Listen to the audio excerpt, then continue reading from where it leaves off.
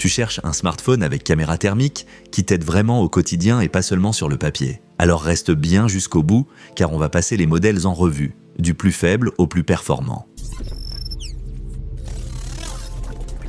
Si ce modèle se retrouve au début de notre classement, ce n'est pas parce qu'il est mauvais, mais simplement parce que les autres vont encore plus loin. On peut dire que c'est l'entrée dans la catégorie où la caméra thermique est prise au sérieux, et pas juste ajoutée comme un gadget. Ce que j'apprécie ici, c'est la résolution thermique nettement supérieure à celle des modèles d'entrée de gamme. La fréquence d'image élevée rend l'affichage fluide, pas comme un diaporama. À cela s'ajoute une grosse batterie et un écran rapide, agréable à utiliser au quotidien. Comparé aux modèles situés plus bas dans le classement, on sent déjà un vrai pas vers un usage plus professionnel. Mais il faut aussi connaître les limites. Oui, la performance thermique est solide, mais ce n'est pas encore la résolution la plus élevée de cette sélection. Et dans l'ensemble, il ne faut pas regarder uniquement la caméra thermique. La puissance, la mémoire et le niveau global de performance comptent aussi.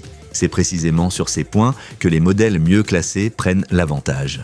Pour qui est-il adapté? Si tu veux vraiment utiliser la caméra thermique, par exemple pour vérifier des radiateurs, des fenêtres, un tableau électrique ou pour le camping, sans aller directement vers le modèle le plus cher et le plus extrême, c'est un très bon point de départ. Et avec cette idée en tête, on passe maintenant au modèle suivant, qui progresse nettement sur un point précis, mais demande aussi quelques compromis ailleurs. Tu trouveras les liens vers tous les produits présentés au meilleur prix dans la description sous la vidéo. Là, on passe clairement à un autre niveau et ça se ressent immédiatement. Ce modèle est placé très haut dans le classement parce qu'il fait le plus grand bond en avant en matière de thermique. Meilleure résolution, affichage fluide et un ensemble qui donne vraiment une impression de haut de gamme, pas juste de téléphone renforcé pour chantier. La caméra thermique est la véritable star ici. Si tu as déjà essayé d'identifier des différences fines avec un capteur basique, tu sais que plus de résolution, ce n'est pas du luxe. C'est la différence entre « je crois voir quelque chose » et « je vois clairement le problème ». À cela s'ajoute une puissance de calcul très élevée.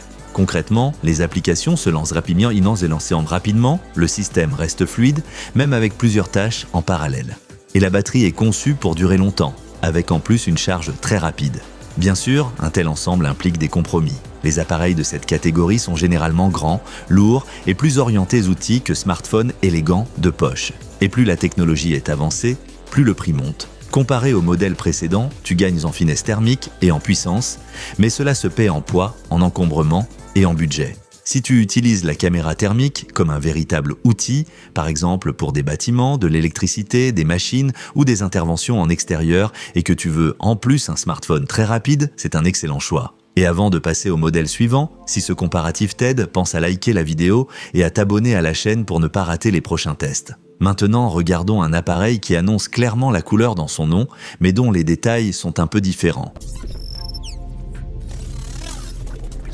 Ce modèle se situe au milieu du classement, et la raison est simple. Il propose une vraie solution thermique, mais toutes les données importantes ne sont pas clairement détaillées. Or, pour comparer équitablement, ces chiffres sont essentiels. Cela dit, le capteur utilisé reste un point fort. Ce n'est pas un gadget, mais une technologie thermique reconnue et utile dans de nombreuses situations.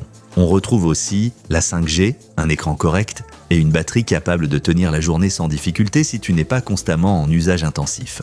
Par rapport au modèle thermique d'entrée de gamme, il offre généralement une meilleure expérience globale avec une vraie polyvalence.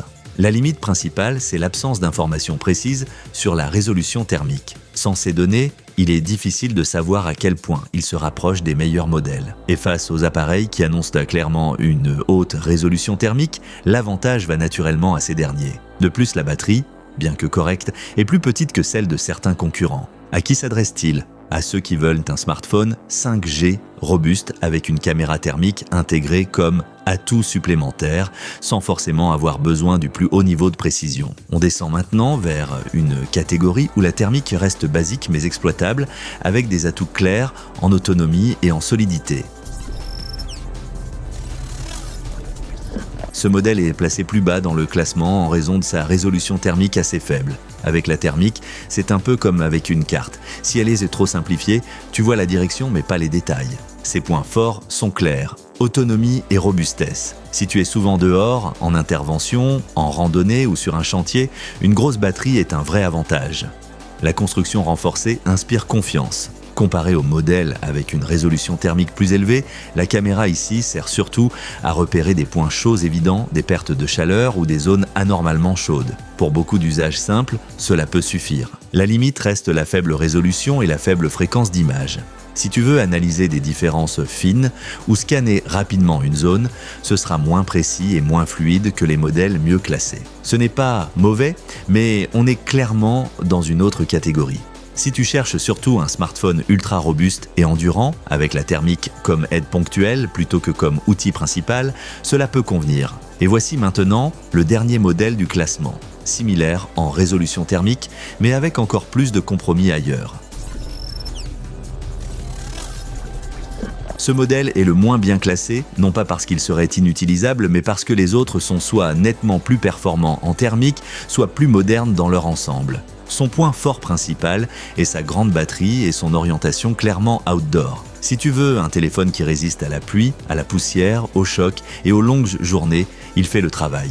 La caméra thermique peut aussi rendre service pour des contrôles simples, comme repérer un courant d'air à une fenêtre ou un composant qui chauffe trop. Mais les limites sont évidentes. Seulement 4G, un poids élevé et une résolution thermique basique qui permet surtout une orientation générale, pas une analyse fine. Face au modèle avec une haute résolution thermique, l'écart est important.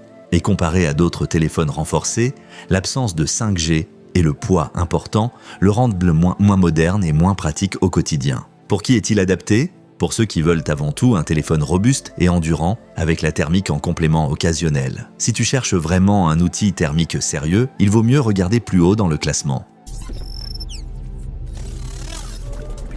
Si tu veux t'équiper d'un smartphone avec caméra thermique, jette un œil aux modèles les mieux classés via les liens dans la description sous la vidéo. Et si ce comparatif t'a aidé, pense à liker et à t'abonner pour ne pas manquer les prochains tests.